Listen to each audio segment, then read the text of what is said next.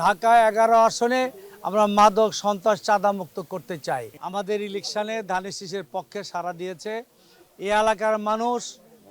যতবার সুযোগ পেয়েছে ধানের শীষে ভোট দিয়েছে। বিএনপি যতবার ক্ষমতা এসেছে এই এলাকার মানুষের মঙ্গলের জন্য কাজ করেছে। এই এলাকা একসময় একারভুক্ত ছিল, মানুষ প্ল্যান পেত না।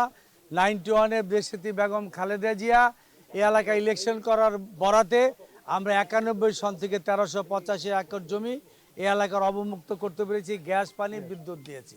এই এলাকার এখন মেন সমস্যা, আমরা যে 91-এ গ্যাসের লাইন দিয়ে গেছি কিন্তু এখন লাইনে গ্যাস নাই, মানুষের অনেক কষ্ট হচ্ছে। এগুলো আমরা সমাধান করব। ঢাকা 11 আসনে আমরা মাদক সন্ত্রাস চাঁদা মুক্ত করতে চাই। এটা কথার কথা না, আমরা কিভাবে করব একটা কর্মপরিকল্পনা দিয়েছি। সোসাইটি কমিউনিটি বেস সিসিটিভির মাধ্যমে নাইট গার্ড রাখবো এবং গেট দিব।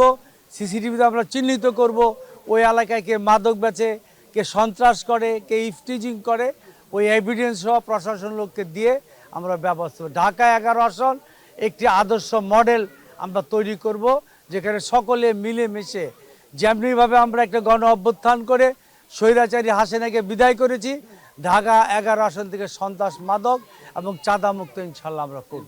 এটা আমাদের অধিকার। এবং ঢাকা 11-র জনগণ আমাকে চিনে, দীর্ঘ সময় আমি এলাকার কমিশনার ছিলাম 94 থেকে 2013 সাল পর্যন্ত। ওই সময় আমরা ব্যাপক কাজ করেছি। বাড্ডা, গুলশান, লিংক রোড করেছি, স্কুল, কলেজ, মসজিদ, মাদ্রাসা করেছি। মানুষ আমাদের কথায় বিশ্বাস এবং আস্থা রেখেছে বলে আমি মনে করি, এবং আমার জয়ের ব্যাপারে আমি ইনশাল্লাহ 100% নিশ্চিত।